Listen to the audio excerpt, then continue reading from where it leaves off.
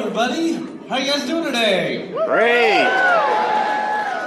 I said, how are we doing today? Great. That's better. Now, my name is JoJo. And I'm Kelsey. And we work for a company called Conservation Ambassadors. And we're actually out of California. And what it is we do at our center is we give a home to wild animals. Animals that have been hurt somehow and can't be set free back out into the wild. Those animals are sent to us in our center. Or other times we have a big problem, especially here in the United States. We have a problem with people trying to make pets out of wild animals. That never ever works. It's also against the law, and those animals are taken away and sent to our center as well. Now what we do is give these animals lots of love, lots of attention, and lots of food. And the animals that we can, we train them to travel, going mostly to school groups, giving us a chance to share some amazing wild animals up close and personal. Now, we've been working very closely with SeaWorld over the last 25 years, and we've gotten to witness some of the amazing rescue work that they've done. And since SeaWorld has opened their gates, they've rescued and released over 38,000 animals. And this year alone, since January, SeaWorld Orlando has rescued and released 27 dolphins, 49 manatee, and 78 sea turtles. That definitely deserves a round of applause. That's awesome. That's incredible. And they're some of the best at what they do. So when they asked us to come share some of our rescue wildlife with you, we were super excited to do so. And we brought some awesome animals for you guys to meet. But we're going to start with a guest who came to our center in kind of an unusual way. That's what everybody says when they see me. Now, this is Boo, and she is a young red kangaroo. And JoJo's right, we did get her in kind of a weird way. See, Boo's mom came to us as part of an illegal pet confiscation, and what we didn't know was that she was pregnant. Now, when Boo poked her head out of the pouch for the first time, her mom decided she didn't want to raise her, and she actually kicked her out of the pouch. So she's been raised by us ever since. Now, when kangaroo are first born, they don't look like this. They're only 2.5 centimeters in length, and they only have a sense of smell. So mom licks a trail of saliva from her pouch down her belly, which baby uses that nose to follow the scent. Once inside that pouch, that baby starts to nurse, and something weird happens. Its jaws lock shut for 3 months. Which may sound uncomfortable to some, but that's really important because mom's hopping through the grasslands of Australia and baby's in there bouncing along with her. Now, when they start to look a little more like Boo here, they start leaving the pouch to learn where mom's finding food, and they only return to nurse and for safety. Now, Boo is just learning how to do these programs. We're very excited to share her with future audiences. And kangaroo are an amazing marsupial. They can hop at speeds over 40 miles an hour, leaping 25 feet in a single bound. Now, our next guest is also from Australia, and he has a pretty unique voice. This is Giggles, and he is the laughing kookaburra. Now, this little bird here is truly famous for his voice. See, they use this little bird's voice in the background of every single movie that's ever had a jungle scene, ever. It doesn't matter if they're showing an African, a South American, or an Asian jungle. They use this little bird's voice, even though he comes from the exact opposite climate. He's from the grasslands of Australia, but they use his call because it is really cool. Do you guys want to hear it? Yeah. All right, let's see, buddy.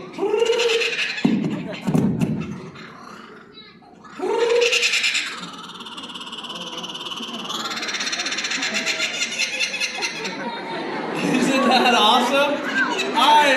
I love that call. Now, yes, I'm very funny.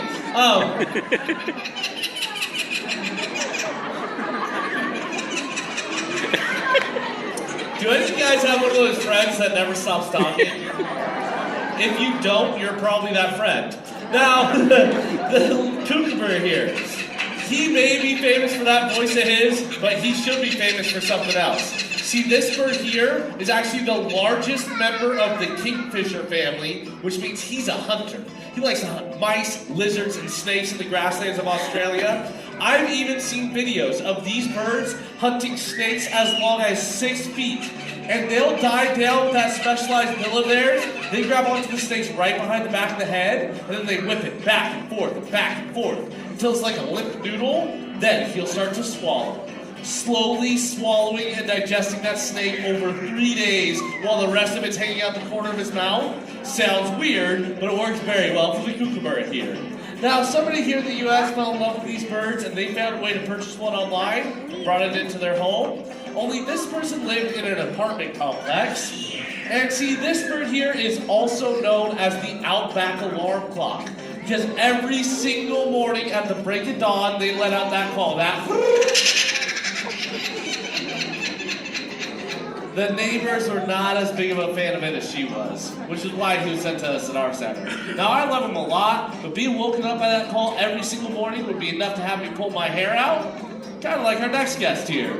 This is Whizzer, and he is the turkey vulture. And Jojo, I'm very fond of his hairstyle. Now, turkey vultures get up in the morning, and the first thing they do is they spread those big, beautiful wings, and they start to sunbathe, kind of like he's doing right now.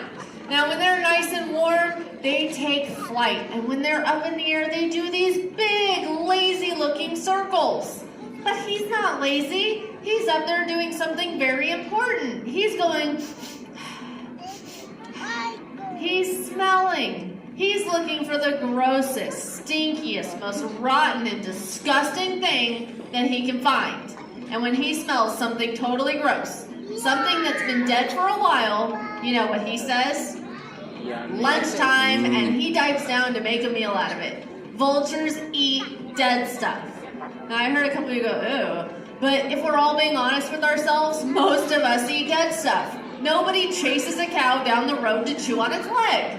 The only difference is the stuff he's eating is so bacteria-ridden it would make us sick, which is why he has that bald head. He's sticking his head inside rotting meat. He doesn't want to get any of that on his feathers. He cleans his legs in kind of a gross way.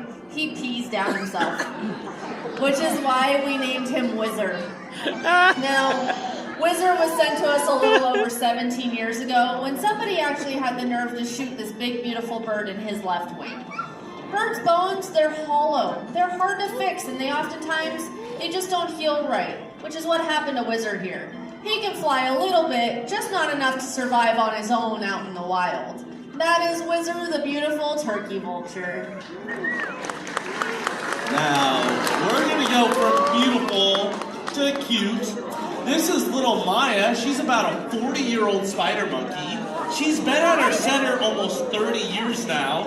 And in 1994, we got a call from LA County Sheriff's Office saying we found a monkey in a dumpster.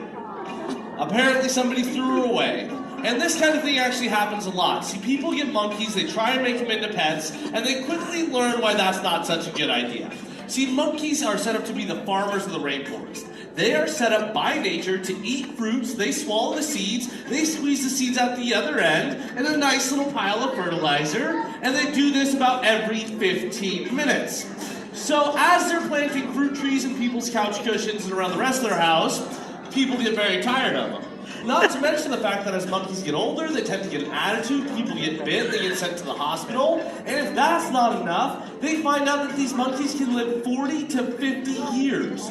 So they get rid of them in all sorts of ways. Whether they get caught by U.S. Fish and Wildlife, or they get sent to centers like ours, or sometimes they just release them into the world, kind of like what happened to Maya here. Now, spider monkeys, they're not set up like other monkeys. She doesn't have an opposable thumb on her hand, because she's what's known as a brachiator. She is set up to hang and swing through the canopies of the rainforest. In fact, let me see your hands here. She has 4 alien-like fingers that allow her to grab onto the branches, and she can swing through the trees as fast as a horse can run on land. And if that's not enough, she also has the coolest tail out of all the other monkeys. Her tail is the best tail I've ever seen. It is so dexterous. She can pick up something as small as a grain of rice with the tip of her tail, and I see her use it for all sorts of stuff. She hangs by that tail, she'll carry food around with it, she scratches her head with it, every once in a while I'll catch her picking her nose with it. I mean, it is the most amazing tail I have ever seen. Now, monkeys here. Whenever we get a new one into our center, we always try and find other monkeys for them to live with. They're very social animals, they require those social bonds, but because Maya was fed so much of the wrong foods when she was young, she's not nearly as developed as our other spider monkeys. So we had to find her a different type of companion, and eventually we did. Her name is Hobo. She's 54 years old. She's the only other monkey at our center that's older than Maya, and together we call them the Golden Girls.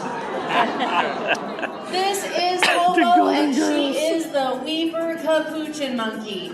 Now, we received Hobo a little over 10 years ago when the person who was using her as an organ grinder monkey in Monterey, California, had to discontinue his practices. Now, for those of you who don't know what that is, that's a monkey that gets put in a costume, taken to a public area, and while music plays, they walk around collecting money from people. It used to be a pretty common practice, but has since been frowned upon. Now, because Hobo was so close to the public every single day, her handler had all of her teeth removed. So Hobo needs very specialized diets, and she has health issues with her lower jaw, which just goes to show, if you have to alter an animal that much in order to keep it, you probably shouldn't have that animal in the first place. Now, capuchin monkeys are from the rainforests of Central and South America, and unlike Maya, who you just met, she has a thumb on both her hands and her feet. Can I see her foot? And her foot as well. And one of the smartest animals I've ever worked with, unlike our next guest, who gives a whole new definition to bird brain. That's right. Wow. This is Ebu, and what is he? Who? Who? I'm kidding. That's my only owl joke, is to go who. You guys are absolutely right. It is an owl. You are looking at the barred owl. And Ebu here, he came to our center because he was flying free about 20 years ago when he made a big mistake and accidentally flew down in front of a car. And the guy, he tried to stop, but he couldn't, and he hit this bird and shattered his left wing. But he scooped him up and took him to a vet that saved his life. But unfortunately, he couldn't save that left wing of his, which is why he's with us at our center. Now, Kelsey's not wrong. Owls are kind of bird brain. See, they have the smallest brain compared to skull size out of all the other bird species. But they make up for it in other ways. See, these birds here are perfectly set up to fly and hunt at night. Some things that help them. Number one are his eyes. His eyes are so good at seeing at night that if we turned off all the lights in here, just made it pitch black, and took one little candle, with one little candle of light in the middle of a big room like this owl could see everything almost like we see it right now. That's how good his eyes are. But there's a problem with his eyes. His eyes are so big. His eyes take up so much room in his owl's skull, they're actually stuck, facing straight forward. If he wants to look to the left, he's got to turn his whole head to the left. The left. If he wants to look to the right, he turns his whole head to the right. That's why he has that flexible neck. He can turn his head how far? Almost one full rotation all the way around. Now, it's not like the cartoons. He can't go around. If he did that, his head would pop off. But he does have 2 extra neck bones that allow him to turn his head 270 degrees, almost one full rotation all the way around. Now, the second thing that helps him out is in his wings. See, he has specialized feathers called comb feathers that break up the wind and give him silent flight. That silent flight helps him out in 2 ways, because when he's flying through the forest at night, he's not only looking for food, he's listening for food. And if he's up there going flappity, flappity, flappity, he can hear the mice and the rats that are down there on the ground. The second way it helps him, those mice and rats, they don't hear him coming. This is like the stealth bomber of the bird world. He makes a sneak attack to capture his prey. Now, an owl this size will eat about 3 to 5 small rodents a night. They're an important part of the balanced nature, and even though he is such a profound hunter, the one thing he's missing is a sense of smell, which is good because our next guest is probably the stinkiest animal we work with. This is Pepe, and he is the striped skunk. Now, they get that name because of that racing stripe down his back, but everybody always wants to know the same thing. They want to know about the spray. So I think, instead of talking about it today, I'm going to show you how it works. I'm kidding. Don't worry. You're all safe because I am actually saving that for the end of my career, and it is most definitely going to happen in a junior high school. Now, that spray is his only form of defense. So if another animal gets too close, he does a few things. He throws a fit. Have any of you guys ever thrown a fit before? Yeah, I bet you have. Yeah, he'll stomp his feet. He'll even do handstands, waving this tail in the air as if to say, back off, or I'm going to spray you.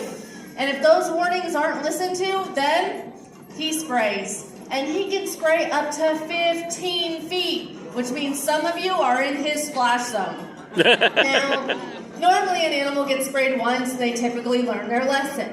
The one animal that never ever seems to learn is our dogs. Yeah, I love my dog, but he has been sprayed so many times, I've lost count. Now, there are a few things that you can do to help prevent this. I just apparently haven't learned my lesson enough yet. Things like making sure your trash is secure and bringing your pet food as well as your pets in at night. Then these guys will waddle through your yards eating things like slugs, snails, and other pests, and they'll become helper animals rather than problem animals. Now, we're going to head on out because we're really not a fan of this next guest. This is Precious. And Precious here, she's a snake. She's one of these snakes that makes kind of a rattling noise. Oh! And when I get her out of her box, you guys might hear her talking to me a little bit. Let's see if she'll rattle.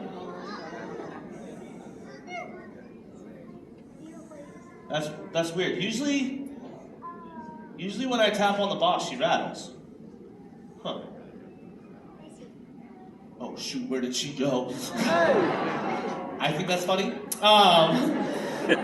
Teachers don't usually think so. Now, this is Precious, a beautiful snake. I'd say she's striking, but that's a bad idea.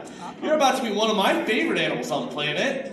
This is the Northern Pacific rattlesnake. Oh. Now, isn't she beautiful? I said, isn't she beautiful? Yeah. I don't want to hurt her feelings now. Now, Precious here. Woo! The rattlesnake. I know, we gotta settle down here, girl. The rattlesnake. She came to our center because there was a man out weed whacking his lawn, and he accidentally cut her across her tail really, really badly. Almost cut her tail completely off. But he very bravely scooped her up in a box, and he took her to Walmart. Walmart. I mean, Walmart is the largest retailer in the nation. Eat it up, Florida. That's a good joke. Retailer. Oh. Yeah, no, he scooped her up in a box and took her to a wildlife vet that saved her life. But unfortunately, when she strikes for her prey, she tends to miss, which is why she's with us at our center. Now, we are having a big problem with kids and rattlesnakes right now. Lots and lots of kids are getting bit by rattlesnakes. Is it because there's too many snakes? No, it's because there's too many kids. No, it's not that either. I actually think it's videos showing people handling venomous reptiles in a snake's mouth to kill a cow. It's an animal to be respectful of, but it's one that we can and should be able to peacefully live right alongside of.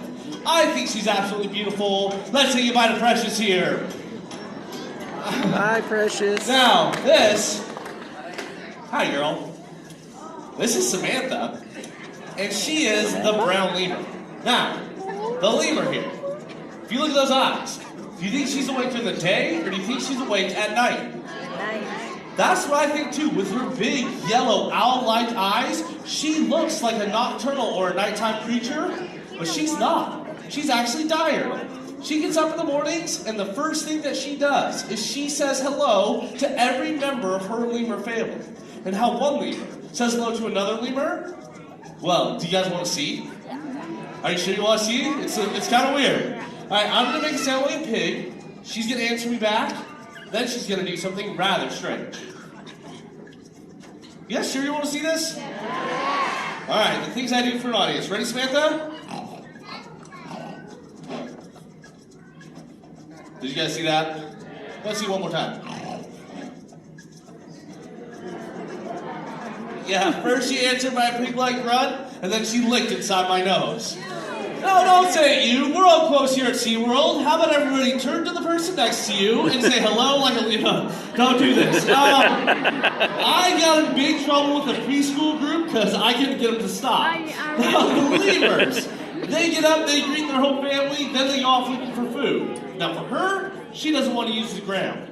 Where she lives, there are fossa, a jungle cat-like creature that loves to eat lemurs. There's also crocodiles by the water's edge. So when she gets around, she uses the trees. And how she gets from one tree to the next is she jumps. Sometimes they're even called leaping lemurs. Amazing, amazing jumping ability. Ready, Samantha? How's that? No, yeah. Well, let's show them a real jump. Come here, girl. Oh, she's cheating. No cheating. Big jump. Yeah, big jump. Big jump. Check for crocodiles. That's fine. Big jump. Close enough. Stop reeling me in. Big jump. Whoa. Wow. You know what? Don't clap for that. That for her was nothing. But Samantha here, she's a 30-year-old lemur. She's very, very old. So we don't ask her to do super far jumps anymore. But when she was younger, in her prime, she could jump from my shoulder and she could land on the table all the way over there. And as she jumps through the air, she uses this big, beautiful, long tail of hers to keep her balance as she would be bounding through the canopies out there in Madagascar. Now, Samantha here, her story is she was actually found in a man's home in Palmdale, California. Somebody had decided it would be an okay idea to take a lemur, an endangered species, and keep her in a cage in his garage. Now, does that sound fair to her? Now, this girl here, I love her a lot, but she should be roaming the canopies of Madagascar, licking other lemurs' noses. That is where she truly belongs. Now, does she look like a monkey? Maybe a little bit. She actually is a primitive type of primate, an old type of monkey, and there are over 105 different species of lemurs. All of them have two things in common. They are only found in Madagascar, nowhere else on our planet, and every single species of lemur is endangered in the wild. If we don't do something fairly quickly, we could actually lose these beautiful creatures during our lifetime. Did you guys enjoy those animals? Yeah. I hope you did. I hope you learned something today. But we like to end each and every show with just a little something that you guys can do to keep our environment clean and our animals safe. Things like reducing your single-use plastics, that's a huge one right now. And making sure we're picking up garbage as well as recycling our bottles and cans. Or if you find a sick or injured animal in the wild, get it to a wildlife rescue center. There are thousands of places set up to give the animals the proper care they need and hopefully get them back out into the wild. These few things, and we can coexist with animals right alongside of us, and I think that makes the world a really cool place to live. Thank you guys so much for being a fun audience, and enjoy the rest of your day here at SeaWorld. Bye, everyone. Happy 4th of July.